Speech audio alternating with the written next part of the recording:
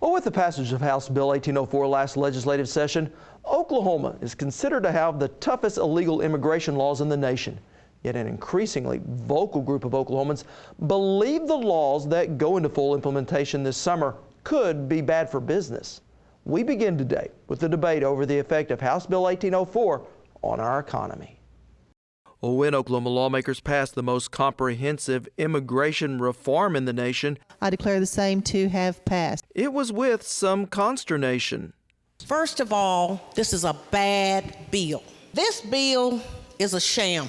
The truth of the matter is there is not an available pool of labor to replace the immigrant worker in Oklahoma. There's not one word in this bill that's going to remove one illegal alien out of the state of Oklahoma. Yet when the debate was over, lawmakers easily approved measures that ended most state benefits for illegal immigrants, made it a felony to harbor them, punish employers who hire them, and require law enforcement to retain them if arrested.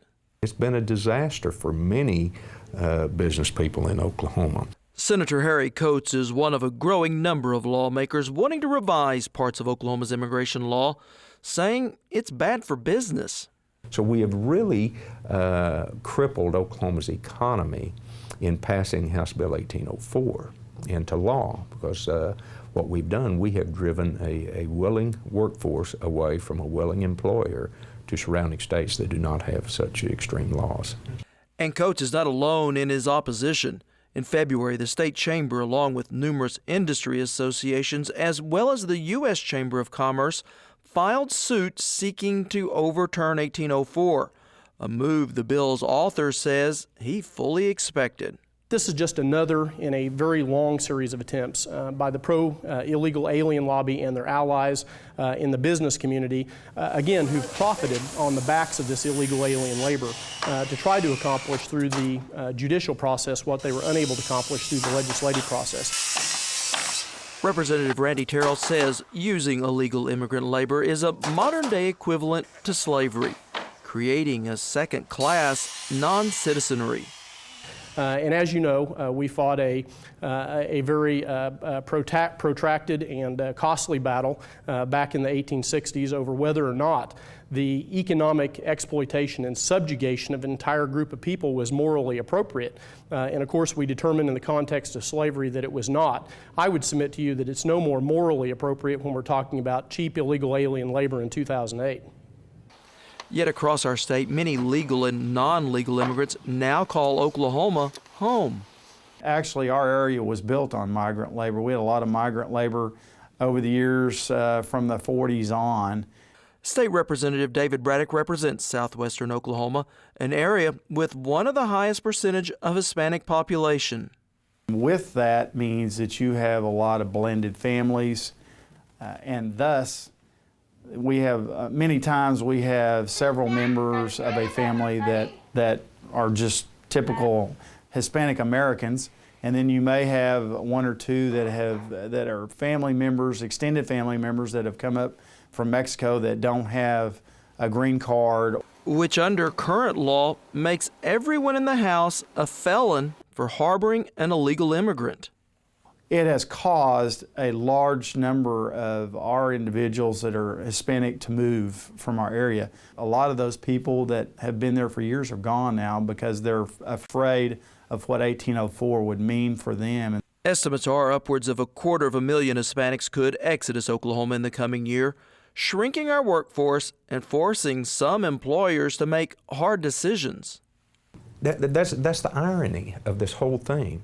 Is that even an Oklahoma company now can move, and I've heard several tell me that they're looking for locations in Gainesville, Denton, Sherman area. They can move their business to those areas, be a Texas company, and come back to Oklahoma to work and compete with our domestic employers here, and not really have to be subjected to the issues that a local company would have to be subjected to. An argument Representative Terrell says is less about state competitiveness and more about a willingness for some businesses to suppress wages. Well, the business organizations who are defending their ability to exploit and subjugate an entire group of people are not being good corporate citizens. That's what it boils down to. And listen, they make these arguments which are disingenuous, that these are folks who are here performing jobs that no American wants to do. And my question to you would be, how insulting is that? The reality is that there is no job that an American citizen is not willing to do. They're just not willing to do it at the wage rates and non-existent benefit levels that are being paid to illegal aliens to do that work. And these folks who, again, have profited quite handsomely in many cases from this abundance of cheap illegal alien labor, conveniently overlook the fact that we live in a competitive free market economy, and that in the absence of this cheap illegal alien labor, that wage rates and benefit levels will adjust up to the point that there will be an abundance of U.S. citizen workers who are more than happy to perform those jobs because they can now take care of their families. All issues that have garnered plenty of national headlines. Across my desk are just some of the many articles that have been written about Oklahoma's immigration policy, most local but also many national, causing some to believe that this whole issue is giving Oklahoma a black eye. Attention, that one Oklahoma lawmaker hopes to turn around with an innovative and possibly lucrative immigration solution.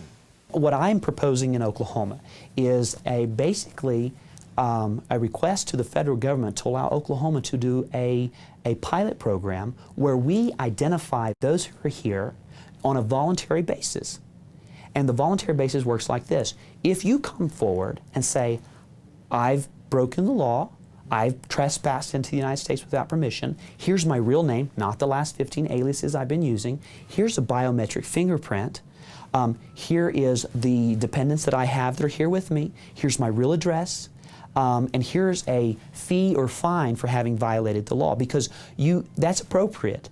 Tecumseh Shane Jett says under such a proposal, the state could differentiate between those illegals here to work and those wanting to manipulate the system. I.e., drug dealers, meth smugglers, people smugglers, sex rings. These types of people are being destructive to society. But you have other people who are here that are really part of the social fabric of Oklahoma. And Jett believes those immigrants would be willing to pay a $1,000 fine for the privilege to work here. What we have right now, Oklahoma, for better or for worse, has garnered national and international attention by putting out the single most stringent enforcement laws in the entire United States. So now that they have the undivided attention, it's time to roll out the second step. And the second step is, now we know what stick is, because 1804 is 100% stick. No differentiation between those who are being productive and those who are being counterproductive. What we want to roll out the next time is, here's what happens if you come forward and you show an affidavit of intent to work within the context of Oklahoma law. Privileges come with that. When you become legal, when you work with the law, you have certain privileges. Well, while there is no shortage of opinions at our state capitol on immigration, there is at least one area where there is consensus: frustration with our federal government over its inaction on the whole matter.